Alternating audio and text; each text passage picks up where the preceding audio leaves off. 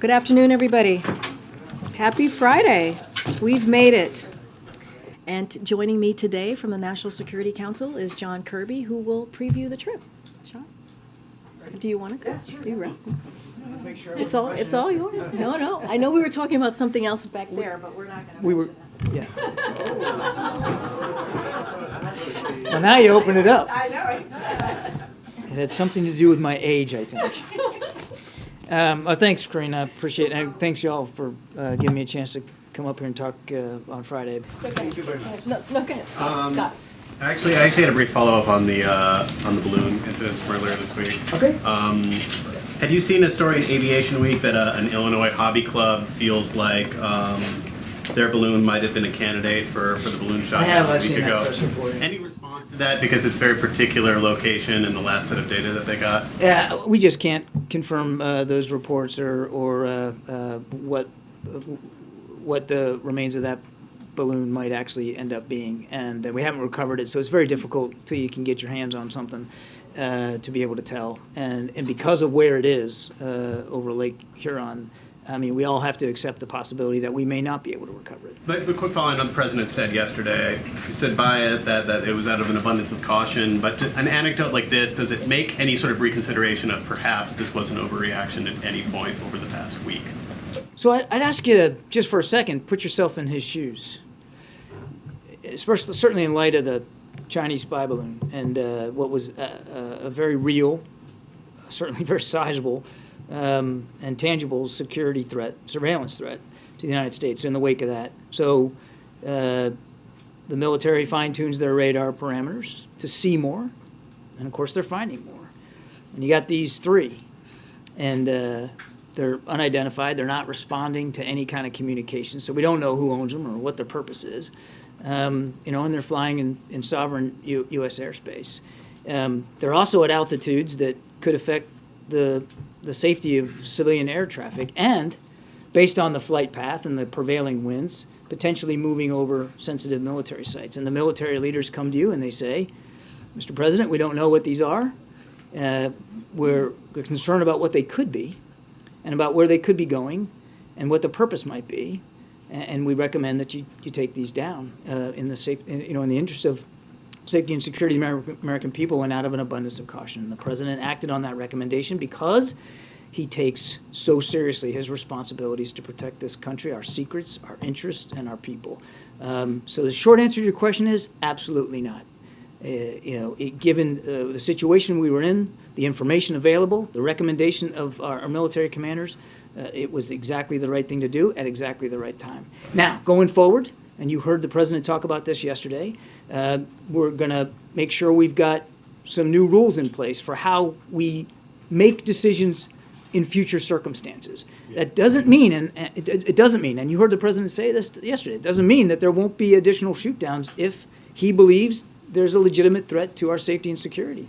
But it does mean that we're going to put a new set of parameters on the decision-making process going forward. But just last follow-up on that, everything you just said, can that coexist? Let me rephrase. Was there any feeling of frustration of perhaps this was a $12 hobby balloon from a group of kids in Illinois after the fact? Again, given the information that we had at the time, and the legitimate concerns about potential surveillance in the wake of the Chinese spy balloon, you make decisions based on the best information that you have, and ultimately you have to come down to some core principles when you're making decisions as commander-in-chief. And of course, the most core principle of all is safety and security of the American people and our interests. So again, I say to you, the short answer to that is no. And frankly, given the circumstances in light of what happened with this spy balloon, wouldn't that be a better outcome if it turns out that they were in fact civilian or recreational use or a weather balloon and therefore benign, which is what the intelligence community thinks? Isn't that a better outcome than to have to think about the possibility of greater threats to our national security? Thanks, great. So, John, I take that to mean you guys don't have any plans to reimburse the bottle cap balloon brigade? I don't know of any plans to reimburse. We honestly don't know what this is. More generally speaking, what can you tell Americans about what they should expect in the future, understanding that these new parameters are going to be classified? If they see something in the air, should there be any concern that a missile is going to follow it? Again, we're not going to rule anything out, in or out, in terms of how we're going to treat with additional potential unidentified aircraft. I thought the president did a terrific job yesterday of putting this into some context and making it clear to the American people that their safety will always come first, that these are likely, we're going to find out that they were likely of a benign purpose and not a threat at all. So there shouldn't be any overarching concern by the American people that the skies are somehow full of attack balloons or that they're at greater risk. If anything, you look back at how we dealt with this, again with information that we had that wasn't complete, but yet legitimate concerns about a threat, and dealing with that threat safely and efficiently. Nobody hurt as these balloons were taken down. And I think that should give the American people a measure of comfort and confidence. But the president wants to make sure that as we go forward, we do so smartly and we do so effectively. And that's why he wants a set of new rules determined so that we can now deal with these in a perhaps a different way, go in the future. Okay, in the back. Thanks, Kirby, and thanks, John. So first, two questions. First, will the American public eventually find out what these three unidentified objects are, including which companies they belong to or which specific benign purposes they had? We would like nothing better, but I can't sit here and promise you that we'll get to that level of fidelity of detail. A lot of it's going to depend on an ability to recover these three objects. And just to remind you, one's on sea ice in north of Alaska in Arctic conditions, extremely bad winter weather up there. They have not been able to really mount anything on the ice to find them now. The other's in the Yukon Territory, thick wilderness, and as of today, I don't believe the Royal Canadian Mounted Police or their investigative organizations have been able to get to it. And then the other one fell over Lake Huron, again, in very deep water. I think the Canadians have decided that they're not going to look for it anymore. I don't believe that the United States has made a call on that yet. So pretty tough conditions, going to be very difficult to find them, let alone, once you find that debris, be able to do the forensics to identify it. So I can't promise you that we'll know definitively one way or the other. Question on President Biden's talk with Xi Jinping. So as the administration is trying to ease tensions, the House Select Committee on China is trying to focus on human rights abuses by the regime by planning hearings, etc. on that topic. Will President Biden bring up human rights issues with Xi Jinping? The president never fails to bring up human rights concern. And when he met with President Xi in Bali, he brought it up then. And it's not just with President Xi. The president believes that you have to lead with your values, particularly in foreign policy. He's never shy about bringing that up. And related to President Xi and that call with President Biden as well, have tensions cooled enough to where the two leaders could jump on the phone together right now? There is an open line of communication, and I'm not denying that there aren't still tensions, particularly in the wake of the spy balloon. We don't believe it's the appropriate time right now for Secretary Blinken to travel to Beijing, and you heard the president that he will want to have another conversation with President Xi, as you might expect that he would, but we don't have anything on the schedule right now, and we'll have to do that at the time when the president believes it's appropriate. What's really important here, and I know the question was about President Biden and President Xi, is that the lines of communication with the PRC remain open. I recognize that there are tensions, but Secretary Blinken still has an open line of communication with the foreign minister.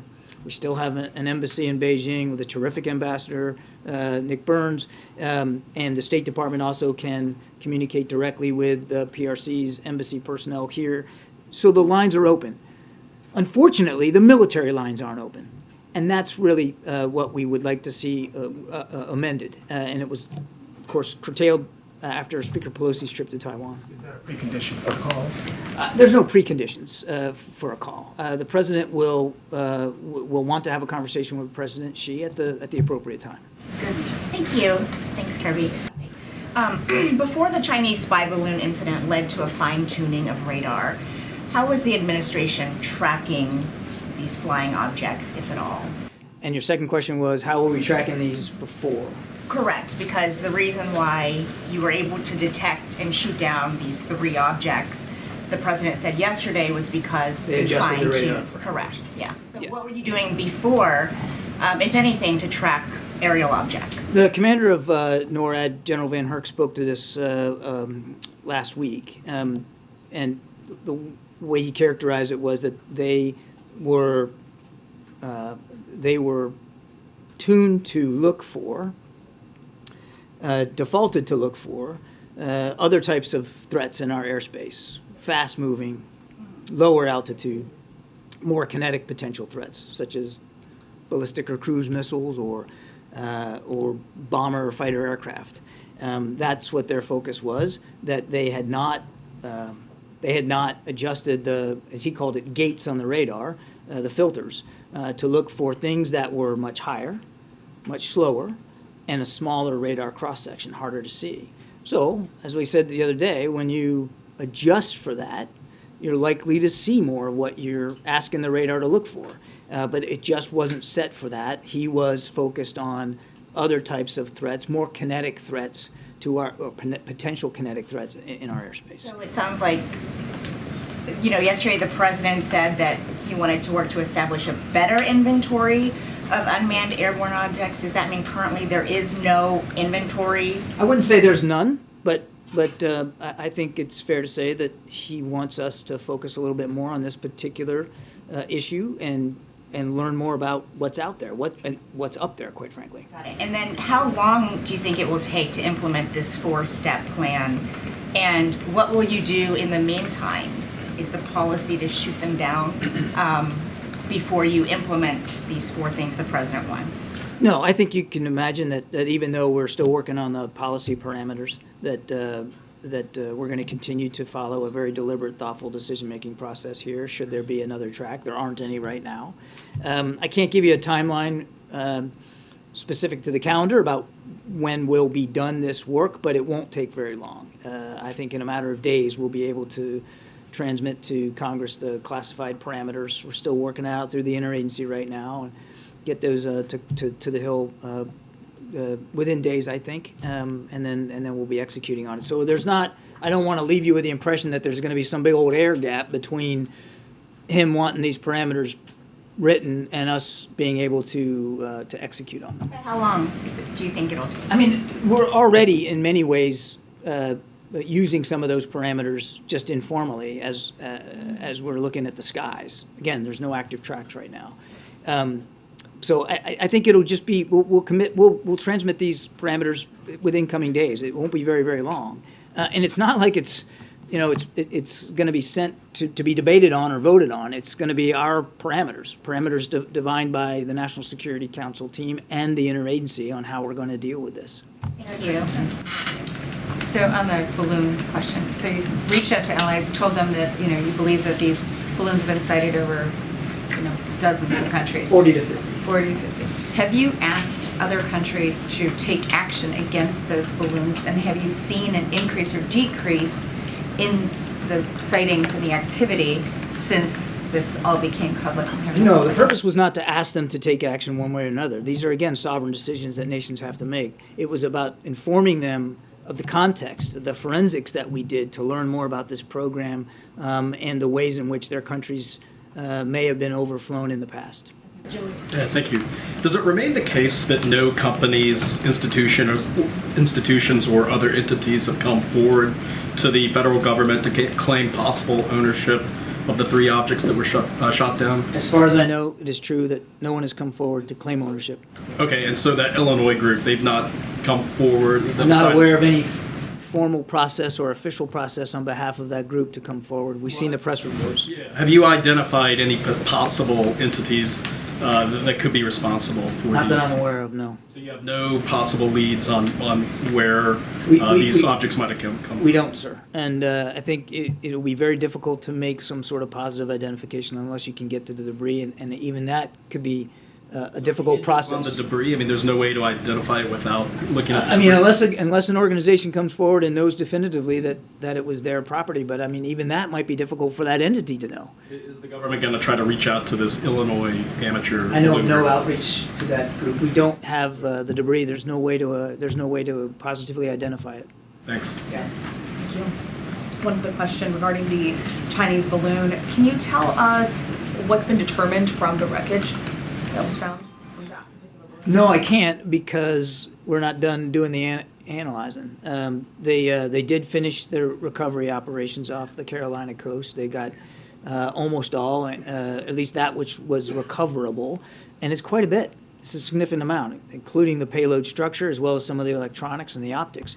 And all that's now at the FBI laboratory in Quantico. They're analyzing it, they're looking at it, and we need to let them do their work in a thoughtful, deliberate way. I want to caveat all this by saying there may be some things we will not be able to disclose, and I think you can understand why that is. But we're going to exploit this material as best we can. We learned our lot already from the balloon by surveilling it while it was flying over the country. We're going to learn even more, we believe, by getting a look at the guts inside it and see how it worked and what it was capable of. What about the information Thank the you. Chinese was Hey, able to the learn question- about the U.S. based on that surveillance? Again, we'll have to get inside it and do the best we can on the forensics of it. That said, we do not believe that they were able to get anything additive to what already they were able to get through other sources, because we could predict its flight path along that jet stream over the continent.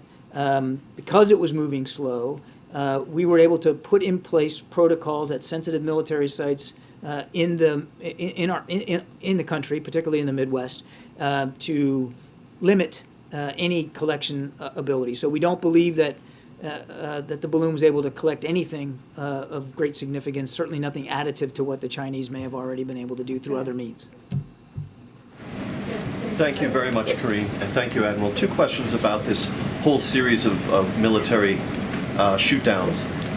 First, it defies reason that you would have zero idea what these three objects were, since the fighter jets themselves took video of their sorties. Will you release the cockpit videos from those missions? I'd have to refer you to DOD on that, James, in terms of releasing the imagery. I never said we had zero idea. I said we don't know what they are, and so did the President. The President also told you that the intelligence community's leading explanations at this point are that they were of benign purpose, probably commercial, recreation, or scientific research.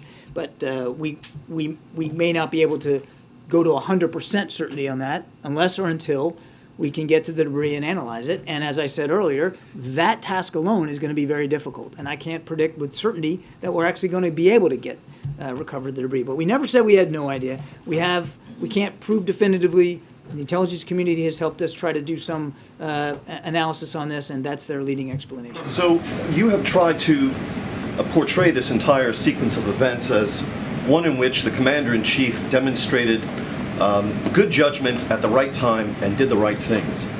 The president's critics obviously see it differently. And what they depict is a commander-in-chief who, according to the Washington Post reporting, was able to track this Chinese spy balloon from the inception of its mission off of Hainan Island all the way to U.S. airspace and across the country. And eventually that was shot down after the Chinese had a good look at whatever they wanted to see with that balloon, and who then presided over a series of missions in which millions and millions of dollars were spent and missiles were fired at objects that you now concede most likely were benign in nature. And that suggests a commander-in-chief who overreacted after allowing the Chinese spy balloon to do what it did, and then went trigger happy on a bunch of kites and balloons that had no military threat to them.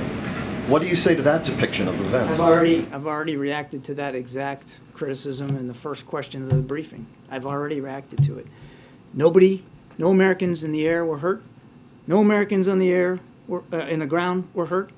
James, no significant surveillance achieved by the Chinese spy balloon.